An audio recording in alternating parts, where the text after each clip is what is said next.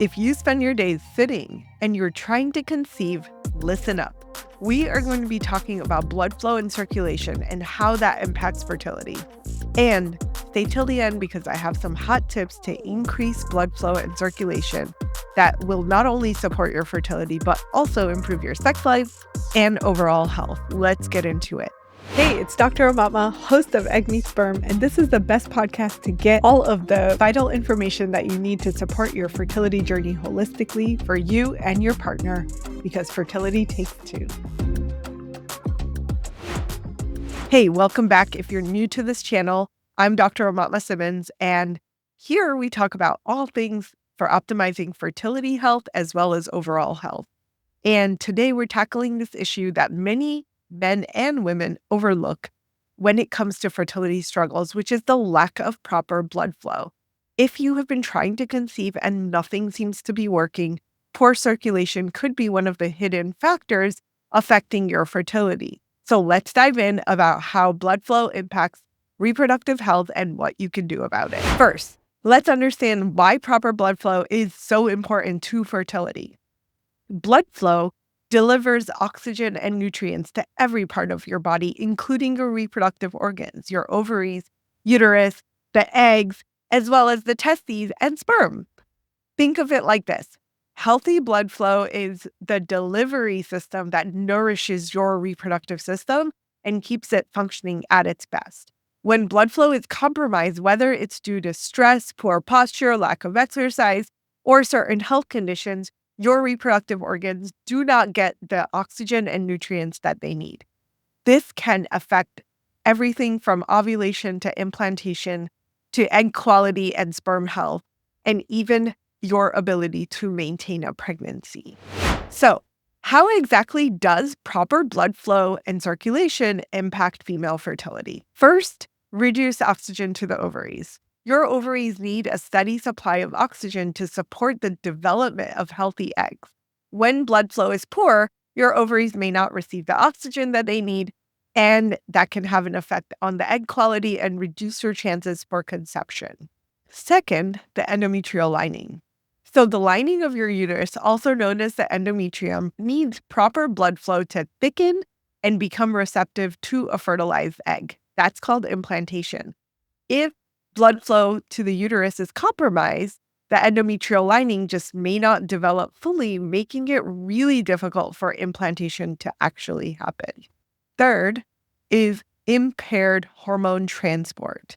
Hormones like estrogen and progesterone are essential for regulating your menstrual cycle and maintaining pregnancy. Poor blood flow and circulation can slow down the transport of these hormones, disrupting the entire reproductive process. Last but not least, there is something called pelvic congestion syndrome. In some cases, poor blood flow can lead to this pelvic congestion where veins in the pelvic area become enlarged and cause pain and inflammation and fertility issues. Also, to add to that, you can have lymphatic congestion in the pelvic area, causing the same outcome, pain, inflammation, and fertility issues. So we really don't want congestion anywhere in the body, but we definitely don't want it in the pelvic area, especially if we're trying to conceive. The blood flow puzzle does not stop there because lack of proper blood flow doesn't just affect women. Men's fertility is impacted as well. So reduced blood flow to the testes. Because the testes need adequate blood flow to produce healthy sperm, poor circulation can cause a reduction in testosterone levels and impair sperm production, leading to low sperm count and poor sperm quality. Erectile dysfunction. Nobody likes to talk about this, but we got to talk about it. One of the most obvious ways that blood flow affects male fertility is through erectile dysfunction. Without proper circulation, men may be struggling with maintaining an erection, making conception very difficult. And believe it or not, a lot of men are struggling with erectile dysfunction.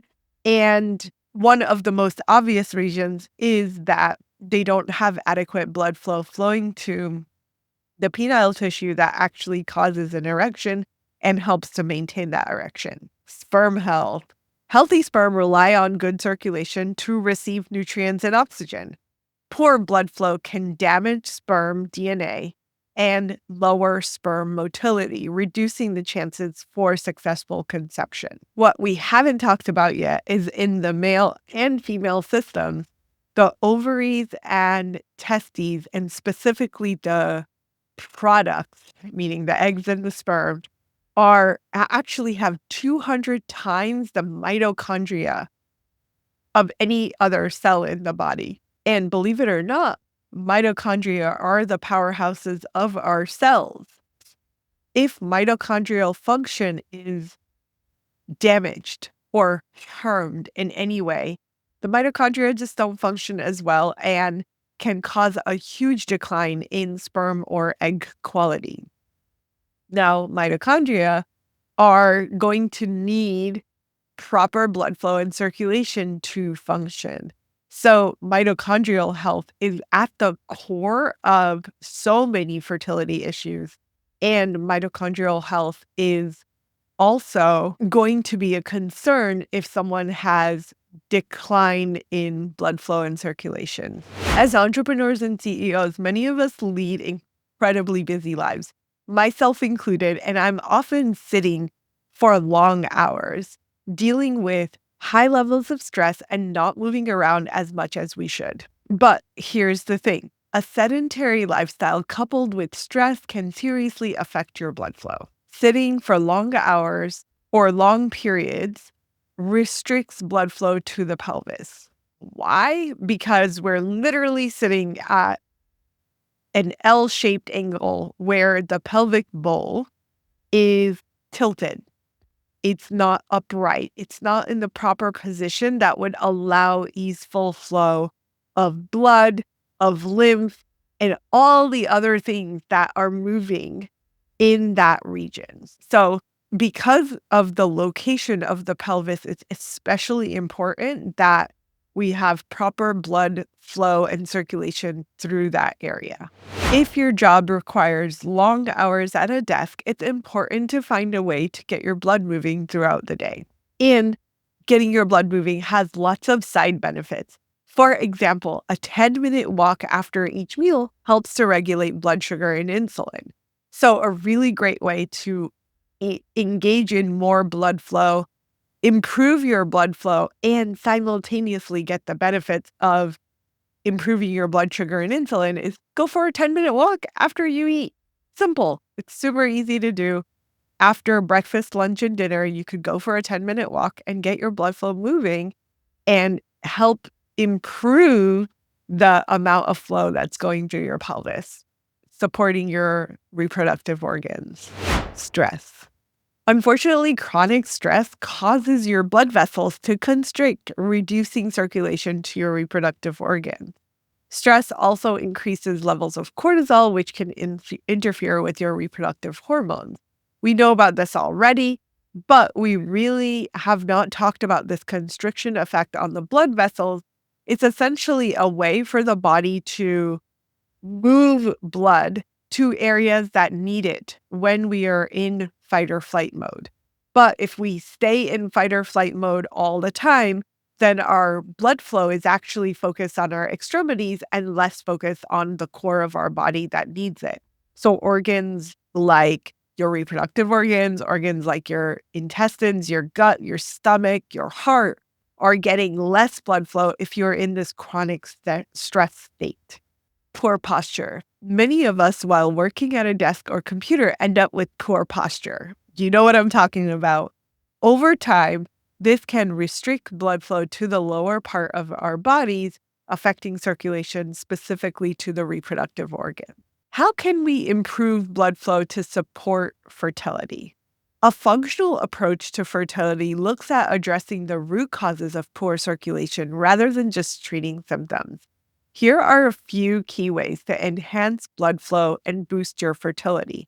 Now, keep in mind, you don't have to do all of these because I literally have 8 tips for you, but integrate 1 or 2 things that are easy to do for you that will help support improving your blood flow. Exercise. That's number 1. Regular movement is one of the best ways to improve blood flow. Activities like Walking, yoga, Pilates are particularly good for increasing blood flow to the pelvic region. And as I said earlier, even a 10-minute walk couple of times a day can make a huge difference. And the benefits of that 10-minute walk stacked right after your meal is a really great way to get double the benefits from the same exercise. So, what are you waiting for? Second, along the lines of exercise, but something that we don't often talk about is something called rebounding.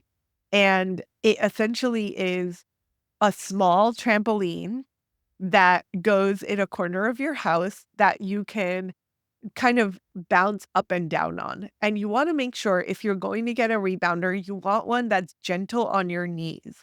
So you don't want one that is more for fun like kids do, but these are often going to have less spring to them. And just 5 to 10 minutes of rebounding a day can really improve blood flow and circulation, and it improves oxygenation to all of your internal organs, which has shown tremendous health benefits. Lymphatic drainage or stimulation is a simple and easy way to move lymph. And we're going to have a whole episode on lymphatic drainage and the importance of moving lymph for fertility. But this in particular is a simple way to support the movement of lymph, and the movement of lymph, if you're supporting that, you are also helping ease congestion and you're helping make blood flow better. So the simple, easy way to think about it is the simple, easy way to do this is to get a natural hard bristle brush. And then you are gently moving that brush along your extremities first. So the furthest parts of your body, and you're moving that blood closer to your heart, moving the lymph technically, but you're helping suggest the movement of lymph in the natural flow of your blood. So again, you're going from your extremities towards your heart. And this is one thing that I learned much later in life that I wondered why I hadn't learned sooner.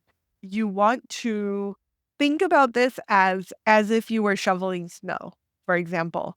You wouldn't start shoveling snow from the very furthest point and moving up to the closest point. You would probably actually like move some of that closer and then do a little bit more and then a little bit more and then a little bit more.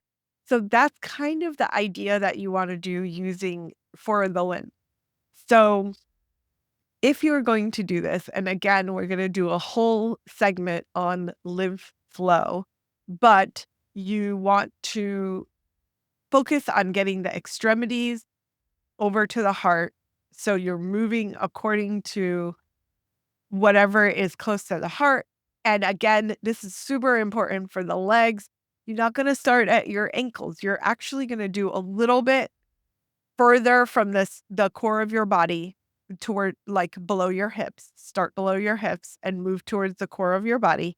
And then move maybe halfway down the thigh and then towards the core of your body and then to the knees and towards the core of your body. So you think of it as literally like if you have a visual of shoveling snow, and I don't know if you do know this, but I grew up on the East Coast, so I very much know what it's like to shovel snow.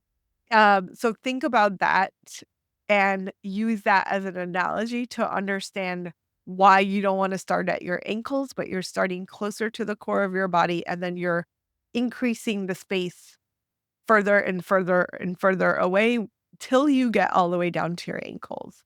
So that's the gist on lymphatic circulation or lymphatic drainage. And supporting lymph decongestion is going to open up blood flow in more ways than you can imagine. So I highly recommend it. I do this therapy about once or twice a week before a shower. So that's a really easy time for me to integrate it, and opening up the lymph and then going into a hot shower, which supports blood flow, is a really great multi-layered bonus, which if you guys don't know me already, like, I love to stack all the benefits and get all the benefits in the shortest amount of time possible. The next tip that I have for you is massage. And massage therapy can help improve blood flow and circulation, but focusing on fertility massage specifically can help improve circulation to the reproductive organs. And we do this by stimulating kind of a gentle abdominal massage, uterine massage, and ovarian massage. And all of those help to improve blood flow and circulation. Usually, you would need a specific fertility therapist or fertility massage therapist. And if you're in one of our programs, which I'm happy to share more about, just leave it in the comments and we can have a conversation. But the fertility massage that we do, we just teach you how to do it so that you can do it on yourself, or we train your partner to do it on you, which is really awesome. So that's the massage piece. The next technique is acupuncture, which is an ancient technique that has essentially been shown to improve blood flow, especially to the pelvic area. There are lots of studies that have shown that women undergoing fertility treatments who used acupuncture have higher success rates, partly due to increased blood flow to the uterus. What a surprise. The next tip you might be surprised about. So, hydration. Staying hydrated is essential for keeping blood flowing smoothly.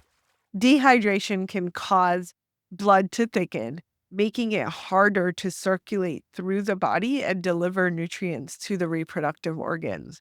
And you'd be surprised how many women and men, honestly, are dehydrated. I've had 2 patients this week in the hospital because they were chronically dehydrated.